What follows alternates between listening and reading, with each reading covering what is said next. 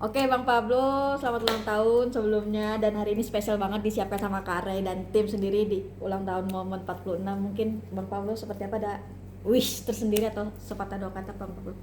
Ya, bertambahnya usia itu kan bukan hanya berbicara tentang angka, kan? Bukan hanya berbicara soal nilai atau jumlah usianya gitu, tetapi bagaimana kita bisa semakin dewasa dalam menjalani hidup ini gitu. Jangan semakin tua malah semakin menjadi kan gitu. Apalagi kita sekarang ini harus memikirkan, kita kan punya anak-anak, kita punya keluarga besar gitu ya. Tentunya kita dalam bertindak, dalam berucap tentunya harus menjadi yang lebih baik. Sebenarnya momen untuk menjadi lebih baik itu tidak mesti harus ketika ulang tahun saja gitu ya. Banyak orang yang selalu make a wish-nya itu ketika dia ulang tahun. Tapi padahal kalau kita mau menjadi yang terbaik begitu ya, ya tentunya setiap detik, setiap waktu, setiap menit, setiap jam harus terus berubah menjadi yang lebih baik, menjadi yang lebih baik. Gitu. Oke, langsung. Ngapain ditiup? Oh. Satu, dua, tiga.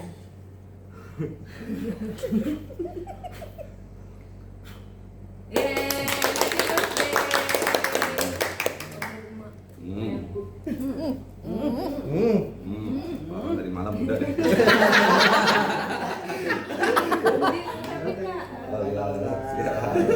Oke Kak Ray, gimana pertumbuhan 46 Batam buat gimana nih? seorang Makin seperti apa nih? suami? Mudah-mudahan lebih dewasa, lebih kalem, lebih cerdas, lebih bijak, lebih gagah, lebih strong. Maksudnya apa nih strong?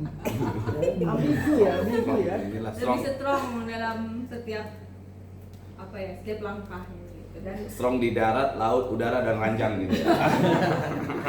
dan lebih bisa membantu banyak orang, dari menjadi ketua umum Komite Nasional Advokat Indonesia. Anggotanya kan udah banyak tuh, dari ribuan. Dari situ bisa lebih berbuat lagi, berbuat yang membantu rakyat kecil, kaum lemah, wanita, anak-anak, atau siapapun yang terjolimi. Mudah-mudahan kita bisa bantu sampai akhir, sampai tuntas. Dan semoga Ray-Ban Strategic Law Firm-nya juga sampai sukses. Amin. Namun yang penting sehat ya, karena sehat itu penting. Bro, pencapaiannya kok yang belum dicapai lah. Masih banyak mimpinya bro. Gue tuh orang yang sebenarnya nggak punya banyak mimpi ya, dan gue orang yang tidak pernah menargetkan gue itu harus ngapain gitu.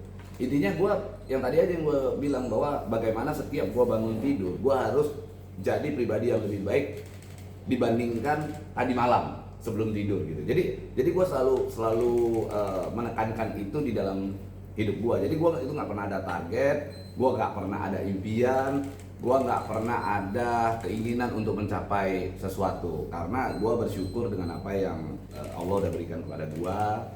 Setidaknya gue ketika bangun pagi, gue nggak perlu harus menggunakan, mohon maaf, bukan merujuk kepada seseorang atau orang lain. Gue nggak perlu harus ada diinfus atau mungkin menggunakan oksigen gitu, karena Allah sudah memberikan semuanya ke gue lah begitu. Mata gue normal, gue bisa melihat banyak orang, gue bisa berbicara dengan normal begitu. Jadi gue bersyukur dengan keadaan itu gitu. Jadi intinya sekarang bagaimana hidup kita itu bisa lebih baik, berbagi kepada banyak orang begitu, sehingga bisa jauh lebih bermanfaat aja. Bro, ketika lo sudah bisa memberikan jalan untuk orang berilmu, dalam artian di sekolah hukum, menyekolahkan ya, lo kepikiran nggak sih untuk bikin sekolah? Kita lagi bangun satu sekolah, namanya saat ini lagi pengurusan izin, Ray-Ban Strategic Islamic International School. Jadi kita lagi persiapan bangun di lahan kita di sini, dekat-dekat sini gitu ya. Selain itu juga sedang mengurus izin untuk pendidikan tingginya, perguruan tingginya juga. Ya, Ray-Ban Strategic Sekolah Tinggi Ilmu Hukum untuk Ray-Ban Strategic gitu di sini. Jadi memang kita sedang persiapan arahnya ke sana gitu. Tentunya kita ingin menebarkan kebaikan semasa hidup. Kalau kita baik sama orang, suatu saat nanti ketika gua udah nggak ada, setidaknya orang lain akan baiklah pasti sama anak gua gitu. Dan di 46 tahun ini kamu meluncurkan sebuah buku bernama Hakikat Advokat. Boleh di-sharing dong bukunya? Sesuai itu ya kuenya ya. Ya, ini buku Hakikat Advokat. Buku Hakikat Advokat ini buku yang gua tulis sendiri. Sebenarnya nggak ada hubungannya juga dengan ulang tahun gua, cuman istri gua menggabung-gabungkannya nggak apa-apa lah gitu ya. Sekaligus untuk promosi gitu. Cerita bukunya tentang apa? Apakah harus advokat Nggak, yang nggak. baca atau gimana? Nama bukunya adalah Hakikat Advokat. Yang mana judulnya itu semua manusia dilahirkan sebagai advokat gitu. Kenapa gua menyampaikan begitu? Bahwa advokat itu adalah profesi yang bukan hanya berlandaskan ilmu, tetapi advokat itu adalah profesi yang berlandaskan rasa di dalam hati. Karena bagaimana kita bisa tercipta rasa iba terhadap klien, empati terhadap klien, bagaimana kita bisa merasakan apa yang sedang dirasakan oleh klien gitu. Dan sebenarnya tidak perlu untuk menjadi seorang advokat untuk membela seseorang. Sebenarnya kita semua saat ini, termasuk juga rekan-rekan media, teman-teman media begitu ya, adalah advokat di dalam kehidupan kalian. Karena ketika kalian mempublikasi sebuah berita yang mana berita tersebut ternyata dapat membantu orang lain, kalian adalah advokat. Karena advokat itu berasal dari kata bahasa Latin yang disebut dengan advocatus. Advocatus itu artinya seseorang yang dipanggil untuk membela gitu. Jadi intinya kalian sedang melaksanakan pembelaan-pembelaan itu. Dan sama halnya advokat, jadi nggak perlu harus sarjana hukum dulu, nggak perlu harus diangkat dulu sebagai seorang advokat. Intinya adalah kita mau aja membela sesama, kita mau aja punya rasa empati terhadap sesama, maka kita adalah advokat gitu. Bang Pablo mungkin bisa diceritain proses pembuatannya berapa lama sama kesulitannya apa, karena kan yang kita tahu menulis buku tidak seperti membela klien gitu Bang. Ya. Jadi penulisan buku ini dilakukan kurang lebih 1 bulan. 1 bulan rampung. Kalau ditanya kesulitan nggak ada ya, karena sebenarnya apa yang ada di dalam buku itu ya buah pikir gua aja gitu. Jadi apa yang ada di dalam pikiran gua, apa yang ada dalam hati gua tuangkan dalam buku ini. Jadi nggak ada satu istilah bahwa nggak ada satu kesulitan yang signifikan dalam menulis buku gitu. Karena memang gua gemar baca, gemar menulis. Jadi itulah dia. Didapatkannya gimana cara kamu? Semua e-commerce ada kok. Ada ya? Ada. Di Semua e-commerce ada. Di TikTok, di TikTok kamu juga ada. keranjang kuning. Terus katanya habis buku ini kamu mau bikin lagi buku kedua. Judulnya apa? Boleh di spill. Ya, nanti ada buku kedua yang mana akan saya tulis bersama dengan sejumlah petinggi di salah satu institusi yang belum bisa gua sebut orang tertingginya lah gitu, di salah satu institusi. Berjudul tentang kejahatan keuangan intinya. Bagaimana anatomi kejahatan keuangan di Indonesia. Itu di 47 nanti launchingnya. Kenapa? Launchingnya di ulang tahun 47. Enggak, tahun depan. Tahun depan pasti sudah ada. Bisa jadi sebelum ulang tahun sudah launching karena sudah dibikin kerangkanya gitu. Gitu. Terus bro, ini buku ini ada, ini campur tangan istrinya ada gak nih bro? Semangatnya. Ayo sayang, kamu bisa nggak? Ayo kamu pasti bisa gitu. Semangatin. Jadi kadang-kadang kalau sebenarnya gue baca buku ini gitu ya, setiap orang kan dilahirkan untuk menjadi seorang advokat begitu, yang gue sampaikan bahwa ada keinginan untuk membela. Cuman kadang-kadang gue sedih, dimana ketika gue sedang dijolimi oleh istri, satu rumah ini nggak ada yang berani belain gue. Itu aja tuh masalahnya tuh. Jadi karyawan-karyawan semua nggak ada yang belain, malah semua ikut memojokkan. Itulah. Karena bisa disomasi. Gitu, itu sih masalahnya. Kare, ada perbedaan nggak sih Bang Pablo dari tahun ke tahun di usia 46 sendiri, apa yang mungkin ya? Beda banget, jadi lebih setia. Jadi lebih setia, jadi lebih membantu sesama banget. Makanya kan di Reben Strategic Law Firm itu selalu ada bantuan hukum gratis, konsultasi hukum gratis. Jadi kita benar-benar walaupun kita sedang menerima klien perdata maupun pidana, kita tetap sisihkan waktu seminggu sekali untuk melayani klien-klien pro bono setiap hari Minggu gitu. Jadi adalah biar check and balances gitu ya, biar balance gitu. Dan tanpa viral-viral ya. Tanpa viral-viral, kita selesaikan. Ketika udah berhasil baru kita viral. Itulah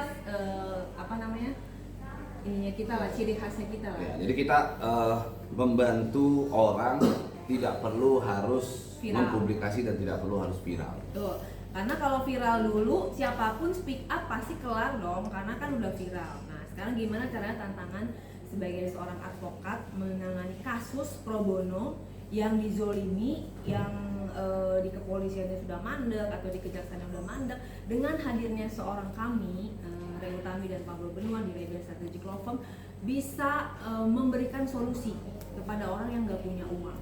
Kita punya link, kita punya kita punya anggota banyak, gitu. Kita kerahkan semuanya untuk membantu. Dari situ testimoni akan hadir kan. Oh, kayak udah dibantu sama Kare sama Bang Pablo, terima kasih. Dan itu selain pahalanya dapat, terus juga informasi kebaikan-kebaikan tentang Rebel Strategic Law Firm juga pasti akan mendebarkan kepada seluruh masyarakat Indonesia. Nggak mesti inilah, intinya nggak mesti harus kalau ada istilah no viral no justice gitu ya. Nggak semua kasus itu kita bisa treat dengan hal yang serupa begitu.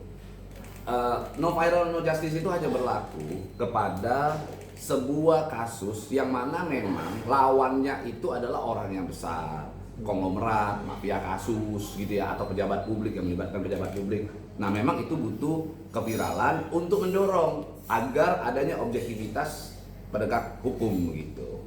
Nah sekarang yang jadi persoalannya adalah masa kasus yang lawannya biasa-biasa saja, intinya bukan orang yang hebat harus segala sesuatu menggunakan keviralan gitu. Sebagai contoh, baru 2 hari yang lalu ada satu wanita menghubungi saya. Dia kebetulan dilaporkan penggelapan dan penipuan di daerah Banten lah gitu, salah satu polres di daerah Banten gitu. Dan akhirnya ketika dia menghubungi saya, "Bang, ini harus viral." Dia bilang harus viral, harus rame, harus ini. Saya bilang nggak usah. Di mana kasusnya? Di Polres ini. Gitu. Saya angkat telepon, saya telepon Kapolresnya, saya sampaikan kepada Kapolresnya, yang benar katakan benar, yang salah katakan salah. Orangnya akan besok datang menghadap sampean, tolong diterima, dengarkan versinya dia, dengarkan versi pelapor. Kalau memang seandainya tidak terbukti, hentikan. Kalau terbukti, lanjutkan. Nah akhirnya si wanita tersebut tanpa menandatangani kuasa, dia datang sendiri ke sana, saya sambungkan, selesai. Akhirnya dia datang menghadap Kapolres, Kapolres tahu keadaannya, akhirnya objektif dan persoalannya selesai. Jadi ya kayak gitu, intinya kita membantu orang itu nggak mesti harus melulu terima kuasa juga. Kalau saya, ya memang secara profesi saya adalah sebagai seorang advokat. Tapi kalau kita niatnya membantu, apapun bisa kita lakukan. Nggak mesti harus viral, nggak mesti harus menggunakan sosial media, misalnya halo Bapak Presiden atau siapa gitu, nggak mesti gitu ya. Intinya banyak hal yang bisa kita lakukan gitu. Nah ini di sebelah kita udah ada Budi Wahyono, yaitu tim dari Rebel Strategic Law Firm yang udah bergabung sama kita secara natural, benar-benar jujur mengemukakan gimana sih seorang Pablo Benua di mata sang tim Rebel. Bang Pablo ini adalah bagi saya merupakan sosok pemimpin yang baik, bijaksana, dan bisa dia membimbing anak buahnya yang ada di bawahnya, dan dia sudah bisa membentuk sebuah organisasi advokat, yaitu Komite Nasional Advokat Indonesia yang anggotanya sudah ribuan. Mungkin di situ juga banyak perkara organisasi juga terkait dengan permasalahan organisasi atau apalah, dia bisa menangani dengan bijaksana dan tidak dengan emosional. Walaupun emang karakternya emang emosional, orang Medan kan suaranya keras. Tapi gitu. karakternya apa yang Budi selalu disampaikan ke Karen? 2 kata. Cenayang. Satu lagi? Satu lagi ya. Ali bidana menurut saya. Satu lagi ada Jenius. Jenius. Ah, Iya. Itu katanya. Ini jadi mereka ini semua puji-puji gue gara-gara gue lagi megang sesuatu, dilempar aja sama gue gitu. Karena Budi kan memang udah ikut setahun. Kalau aku yang ngomong nanti nggak netral ya. Kalau Budi yang Enggak lah, gua nggak perlu orang tahu gua itu siapa, nggak perlu orang tahu bagaimana gua gitu ya. Intinya ya rasakan aja udah, intinya itu aja sih. Gue mah nggak butuh juga dipuji-puji lah, intinya gue mah orangnya nggak NPD gitu. Jadi buat teman-teman yang merasa tidak adil dalam sisi hukum, penegakan hukum, dizolimi dan ingin mencari keadilan, itu bisa konsultasi langsung ke Rebase Strategic Law Firm di Jalan Tebet Timur Dalam 5 nomor 11. Tapi ingat ya teman-teman, mencari keadilan bukan mencari keuntungan. Kalau teman-teman kesini ada kasus ingin mencari keuntungan, sementara teman-teman tidak membayar kami profesional, kami nggak mau. Kami hanya ingin membantu teman-teman yang mencari keadilan, bukan mencari keuntungan. Karena kami juga kan berjuang sama-sama gitu. Jadi tolong yang benar-benar merasa dikriminalisasi, terzolimi, kemudian tidak ada respon dari para penegak hukum, boleh merapat ke kami, ada di IG-nya Bang Benua langsung, Bang Pablo langsung, atau di Rebase Strategic Law Firm. Tuh, kami akan siap bantu insya Allah. Oke. Terima kasih.